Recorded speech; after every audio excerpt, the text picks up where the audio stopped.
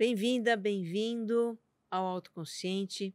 Eu sou Regina Gianetti, a sua repórter da alma, e neste vídeo o assunto é ruminação mental.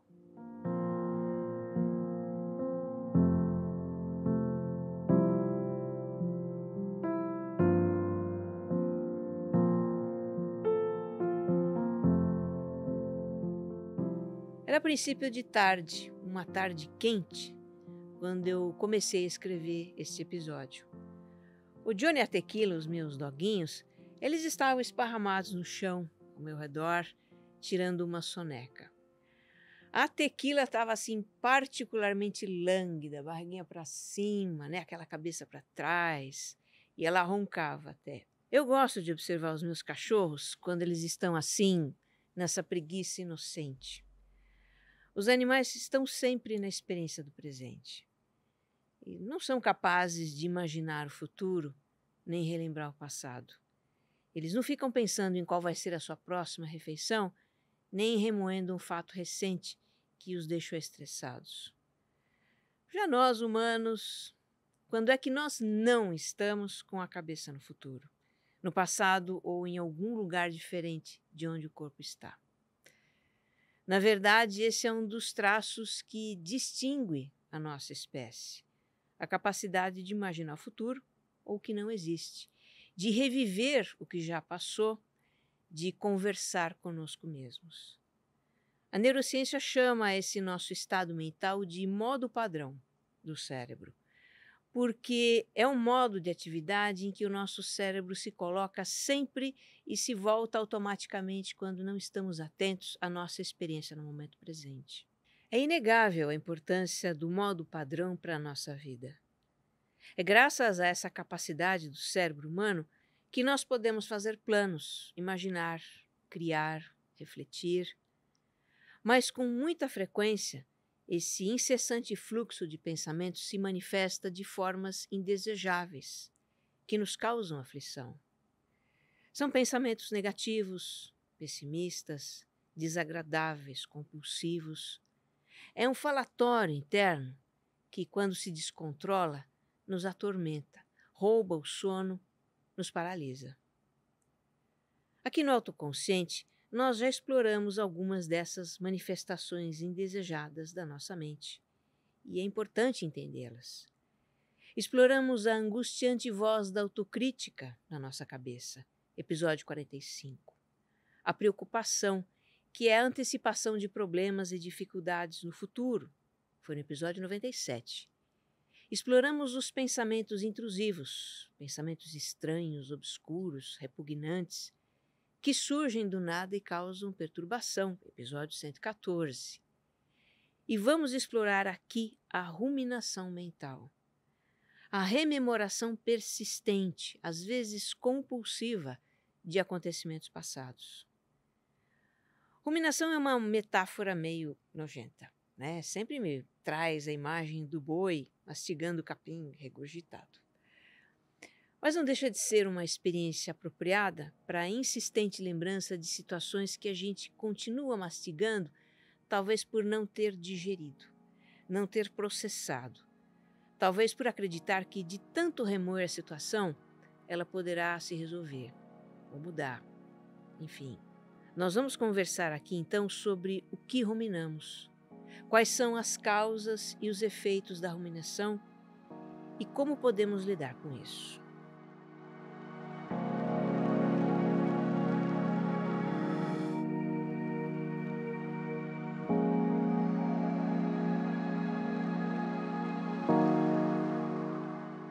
Sobre o que ruminamos? Eu trago aqui uma lista de objetos das nossas ruminações, ilustradas por depoimentos de ouvintes.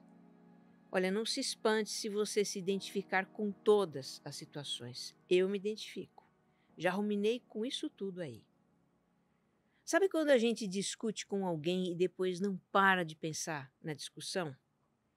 Ficamos lembrando em detalhes do que o outro disse e o que a gente disse e o que deveria ter dito e por que não disse. Pois é, esta é clássica. O ouvinte Lelton, que compartilhou conosco sobre isso, ele se considera ruim de bate-pronto. Dificilmente consegue responder ou revidar de imediato numa discussão.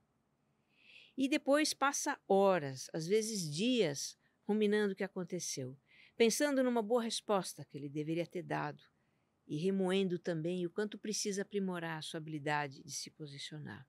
Quando temos essa dificuldade para nos expressar em uma discussão e uma situação incômoda nos pressiona a falar com alguém, podemos ficar ruminando o que dizer para a pessoa, não é? A lembrança da situação incômoda fica voltando e a gente imagina todo um diálogo com o outro. Eu chego a falar sozinha quando rumino com isso. A Mila conta que nas suas elaborações mentais de uma discussão, ela é sempre muito eloquente e os seus argumentos estão afiados, na ponta da língua. Mas quando uma discussão acontece de fato, aí é bem diferente. Ela não encontra as respostas que deveria dar na hora e fica pensando nisso depois. Outra situação que provoca muita ruminação são os nossos erros e fracassos, como ilustra a Clarice. Estou sempre remoendo os objetivos não atingidos, remoendo se a meta era realista, remoendo se sou procrastinadora, remoendo se não tenho competência, remoendo se não tive planejamento, remoendo, ruminando, refletindo. Ela diz, tudo junto e misturado. Ruminamos escolhas ou decisões de que nos arrependemos. Por que mudei para esse emprego? Por que acreditei em tal pessoa? Por que não escutei os avisos que me deram? Por que não pensei um pouco mais? Por que me precipitei? Por quê? Ruminamos acontecimentos em que nos sentimos inadequados. A Dani conta que fica se lembrando de situações que lhe causaram vergonha, como falar algo errado na frente de alguém que admira, fazer um gesto inapropriado, fora de hora. Eu acrescentaria aqui também gafes que a gente comete. Fazer ou dizer sem querer algo que acaba constrangendo ou ofendendo alguém. Isso é horrível e a ruminação que vem depois é pesada. Também ruminamos o que os outros fazem e de algum modo nos afeta. O Dino conta que quando se sente ferido por alguém, ele se afasta da pessoa, mas na sua mente fica revivendo a situação e alimentando pensamentos de revanche. Já no caso da Maíse, quando alguém a decepciona, a ruminação é na forma de intermináveis questionamentos. Por que a pessoa fez isso comigo? Surgem questionamentos em relação a atitudes dela também, tipo, como eu pude ser tão ingênua? Como me deixei enganar de novo? Outra categoria de ruminação é sobre como as coisas poderiam ter sido, ou seja, sobre um passado que não existiu. A Eliane conta uma vivência com isso. No início de 2020, ela se mudou para os Estados Unidos, onde já moravam as duas filhas, e logo pegou pela frente a pandemia, que a gente sabe como foi severa naquele país. Com tanta novidade e adversidades de uma vez só, a sua mente entrou em parafuso. A Eliane teve surtos de ansiedade e ruminava sobre como as coisas poderiam ter sido diferentes. Ela pensava, se o marido não tivesse sido transferido para os Estados Unidos, se ela continuasse com sua vida no Brasil, perto da mãe, dos irmãos, de amigas de décadas, se aquela mudança não tivesse acontecido. Junto com as ruminações, se isso ou aquilo tivesse acontecido, havia as preocupações, se isso ou aquilo acontecer. Preocupações com doença, morte, isolamento, incapacidade de adaptação. Isso é bastante típico. Ruminações se misturando com preocupações, uma coisa alimentando a outra.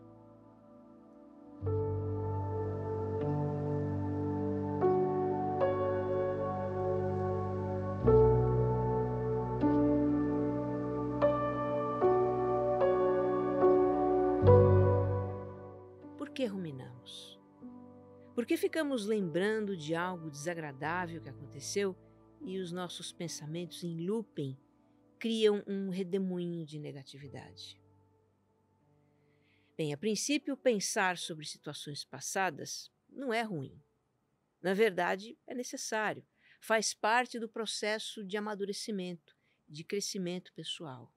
Relembramos algo desagradável que aconteceu e podemos refletir a respeito, tirar lições, entender o que não funcionou e consolidar um aprendizado, para da próxima vez fazer diferente.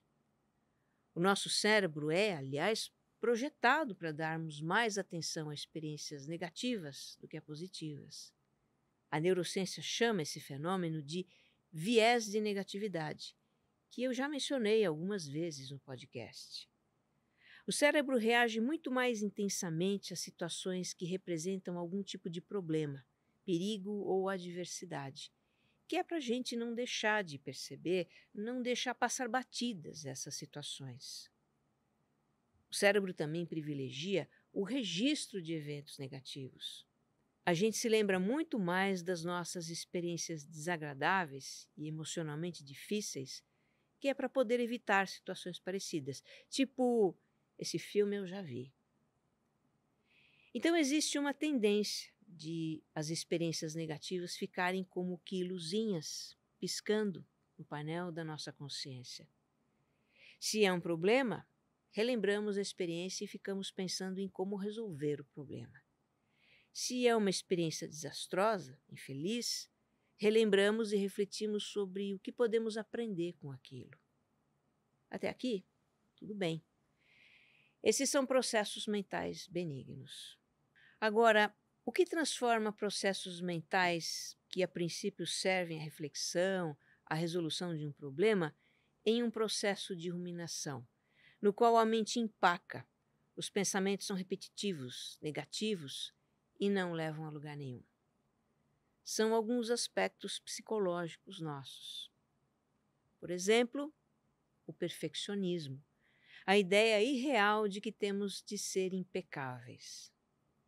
Motivados pelo perfeccionismo, ruminamos os nossos erros, fracassos, gafes, escolhas equivocadas. Ruminamos com aquela voz implacável da autocrítica. Como pude fazer isso? Onde eu estava com a cabeça? Por que eu fui tão idiota? Ruminamos as nossas dificuldades, fraquezas, insuficiências. Eu deveria ter dito o que penso. Eu deveria ser capaz disso ou daquilo. Por que eu não faço tal coisa direito? Outro aspecto que favorece a ruminação é que temos uma grande necessidade de entender os porquês das coisas. Como seres racionais que somos, precisamos dar um sentido ao que acontece. Isso nos faz sentir seguros. A nossa mente não descansa enquanto não entendemos os motivos, as causas e então ruminamos. Por que isso aconteceu? Por que fulano fez aquilo comigo? O que eu fiz para merecer tal coisa? O que também serve de combustível para a ruminação são alguns sentimentos que temos. Por exemplo, arrependimento, culpa. Na culpa, a ruminação acaba funcionando como uma forma de autopunição por um mal que causamos. Mágoa, raiva.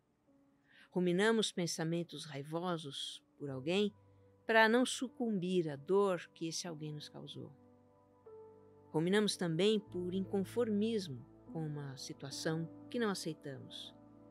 Ruminamos a lamentação por um infortúnio.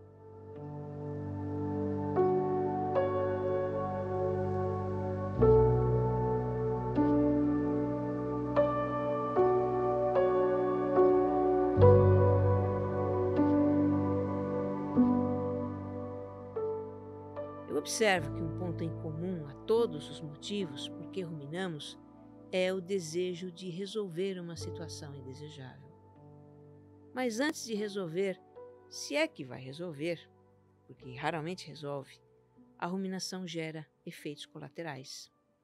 Por exemplo, atrapalhar o nosso sono. Para o Bruno, a ruminação se instala bem na hora em que ele procura desacelerar e relaxar para dormir. Eu vou ler aqui o depoimento dele. Do nada me bate um arrependimento por uma situação constrangedora que aconteceu 1000 anos atrás, de que provavelmente só eu me lembro.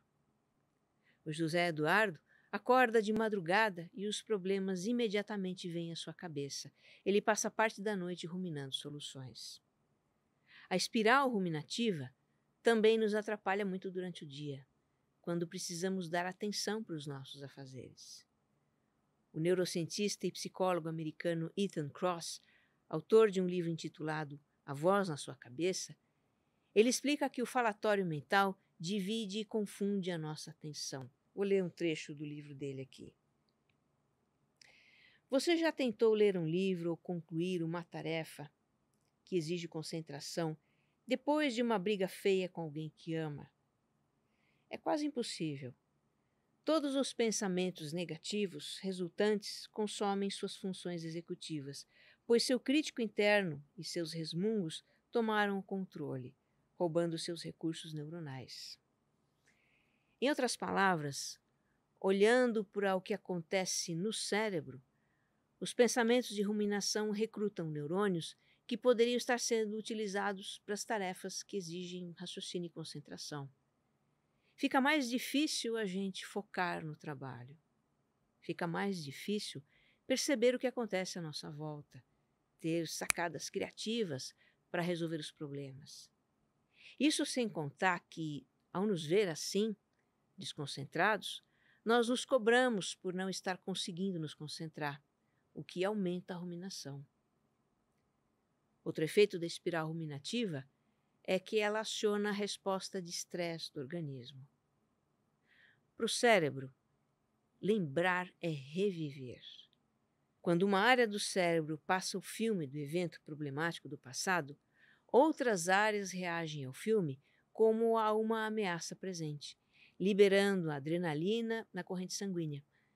A adrenalina acelera o coração e a respiração, aumenta a pressão arterial e provoca N outras reações no corpo todo para que ele possa reagir à ameaça. Se a ruminação é muito frequente, o estresse do organismo se torna crônico e isso, como a gente sabe, afeta a saúde física e mental. A ruminação excessiva está associada à depressão, transtorno de ansiedade e outros distúrbios da saúde mental. Olha, isso não significa que ruminar muito leva necessariamente a essas condições, como explica Ethan Kross. Nem todas as pessoas que ruminam desenvolvem depressão ou transtorno de ansiedade. O que se observa é que pessoas que desenvolvem essas condições ruminam muito. A Elaine, eu contei a história dela há pouco, sobre ir morar nos Estados Unidos. Ela recebeu o diagnóstico de transtorno de ansiedade e depressão. Quando ela começou a ter dificuldades para se adaptar à nova fase de vida, os pensamentos negativos tomaram conta. Ela diz: eu não conseguia ver nada de positivo com a mudança de país, nem o fato de estar muito mais perto das minhas filhas. Ela passou a ter crises de ansiedade. A ansiedade turbinou a espiral de ruminações. O mal-estar foi ficando cada vez maior, trazendo mais ruminações e, por fim, se instalou a depressão. Hoje, Elaine está medicada e fazendo terapia. O pior já passou e há um longo caminho pela frente. Aprender a lidar com as ruminações certamente vai fazer parte desse caminho.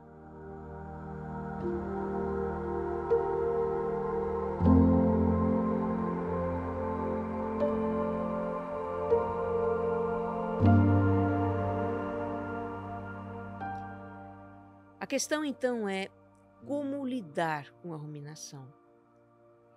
Instintivamente temos a tendência de evitar a espiral ruminativa, distraindo a mente com outra coisa. A Francine compartilha como ela faz. Vou ler aqui para você. Me esforço para me manter mentalmente ocupada o dia todo e não dar espaço para pensamentos do passado. Não me permito parar. Ela também evita tirar um cochilo à tarde, que é para não demorar a pegar no sono à noite e não ter que lidar com eventuais ruminações. Mas nem sempre é possível escapar. Quando penso que está tudo sob controle, alguma situação vem para abalar a minha paz mental e dar espaço para muitos outros pensamentos ruins do passado. Então, o problema de querer evitar a ruminação é que nem sempre temos êxito nisso. Como explica o Ethan Kross, desviar a atenção dos pensamentos negativos Até pode fazer efeito, mas é temporário. Eu vou ler aqui para você. Se você vai ao cinema para fugir das adversidades da vida real, seus problemas continuam à espera quando você sai do cinema. Tentar coibir pensamentos é pouco efetivo porque eles surgem e ressurgem sem pedir licença. E outra, nós não podemos passar a vida toda fugindo dos nossos pensamentos. É um esforço imenso e inútil. Evitar, assim como combater certos pensamentos, dá ainda mais poder para eles. Sabe aquele ditado, quanto mais eu rezo, mais assombração aparece? É mais ou menos isso. Em seu livro, Wheaton Cross sugere estratégias mais efetivas para lidar com a ruminação. Eu vou compartilhar uma delas aqui com você. Mas antes disso, eu vou contar como foi que ele chegou a essa estratégia. O próprio Wheaton, neurocientista, psicólogo, especialista em controle da mente consciente, veja você, ele teve uma experiência dramática com ruminação. Em 2011, ele recebeu uma carta anônima ofensiva e cheia de ameaças. Wheaton não sabe até hoje o que ele fez para motivar aquela carta, mas o fato é que ele ficou apavorado. Nos dias seguintes, a mente dele não parava de ruminar sobre a ameaça recebida. A imaginação foi longe, e no auge da ansiedade, ele se viu surtado numa madrugada, com os olhos fixos na janela da sua sala e um taco de beisebol na mão para se defender de um ataque que ele achava que iria acontecer a qualquer momento. Foi então que ele teve um lampejo de lucidez e disse para si mesmo: Ethan, o que é que você está fazendo? Isso é loucura. Ele conta: aconteceu uma coisa estranha. Dizer o meu nome me permitiu dar um passo para trás de imediato. Consegui me concentrar na situação de uma forma mais objetiva. A partir daí, começou a conversar com ele mesmo, mas como se fosse com outra pessoa. Em que vai ajudar a andar pela casa com um taco de beisebol? Você tem um sistema de alarme de última geração. Não aconteceu nada de diferente desde que você recebeu a carta. Provavelmente foi só um trote. Então, com o que é que você está preocupado? Muita gente recebe ameaças que não significam nada. Você já administrou situações piores. Você pode lidar com isso. Agora, vá dormir. No decorrer desse diálogo consigo mesmo, ele conta que foi se acalmando. Foi se deitar e dormiu profundamente. Nos dias seguintes, a ruminação descontrolada não voltou a acontecer. As ameaças não deram em nada, mas a mudança de estado mental que ele experimentou ao dizer o próprio nome e conversar com ele mesmo, isso não mais saiu da sua cabeça no bom sentido. Ele conta assim: não fiz nada além de dizer meu nome e isso colocou a minha voz interna em uma trajetória totalmente diferente, como um trem passando sobre um desvio nos trilhos. A conversa interna distanciada foi rápida e drástica, diferente de tantas outras estratégias de regulação emocional. Como pode ser isso? Para encurtar a história dessa experiência, corroborada por muita pesquisa, surgiu uma estratégia que o neurocientista chama de conversa interna distanciada. Falar com a gente mesma como se fosse outra pessoa muda a perspectiva da situação e provoca uma mudança emocional também. Tem um mecanismo neurolinguístico aí envolvido. No seu livro ele explica como isso acontece. Eu deixei o título anotado na descrição deste episódio. Olha, eu não sei se a ouvinte Salete leu o livro, mas o fato é que ela usa essa estratégia e funciona. Ela conta: situações de estresse me fazem ruminar. Ver e rever a situação várias vezes só me deixa mais angustiada. Agora, comecei a conversar comigo e me perguntar: daqui a 5 meses, que diferença esse fato vai fazer na sua vida? Então, da próxima vez que você se sentir tragado por uma espiral de ruminações, experimente chamar-se pelo seu nome e conversar com você mesmo. Conversar de uma forma amigável, com a intenção de acalmar e avaliar a situação, com uma perspectiva mais ampla e racional. As nossas ruminações geralmente descambam para a catástrofe total, para o exagero. E quando dizemos o nosso nome, é como se estivéssemos nos chamando de volta à razão.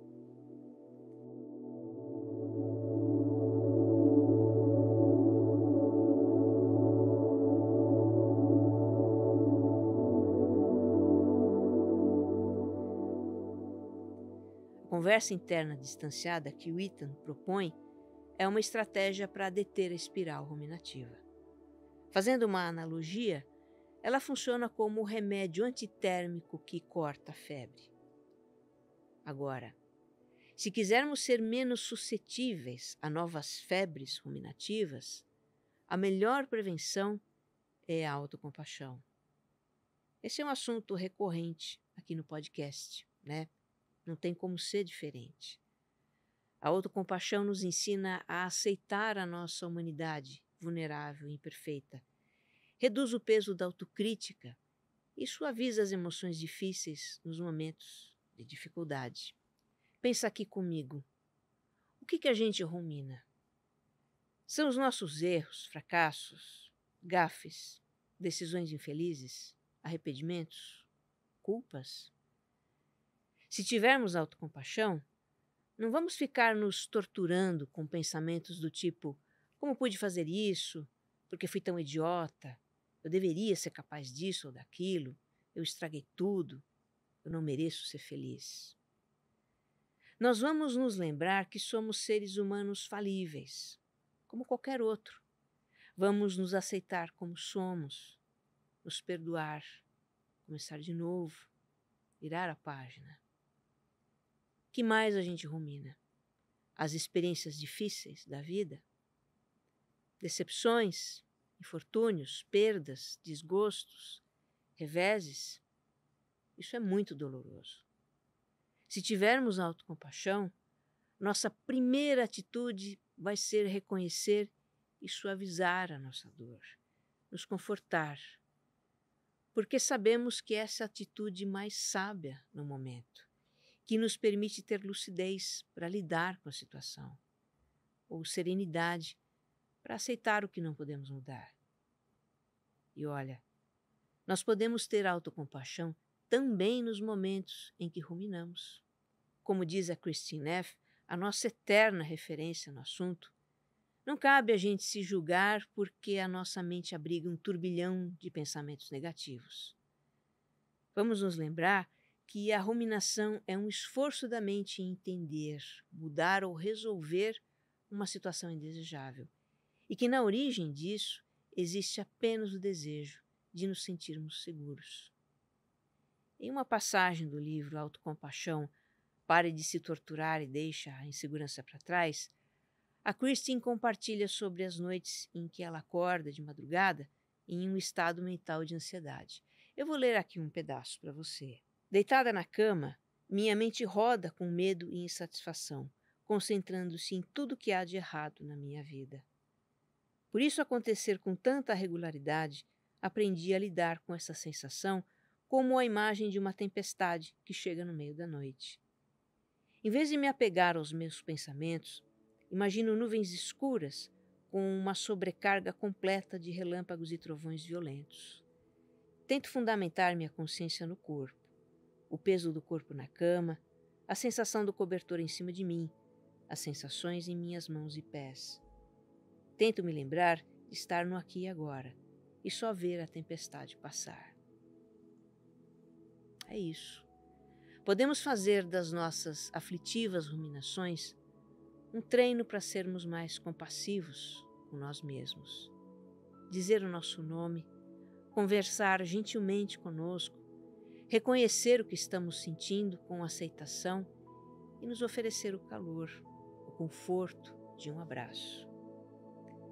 Se em outros momentos difíceis da vida pudermos lembrar de nos tratar assim, quem sabe um dia as ruminações não mais tomarão a nossa mente. Que você esteja bem. Um abraço.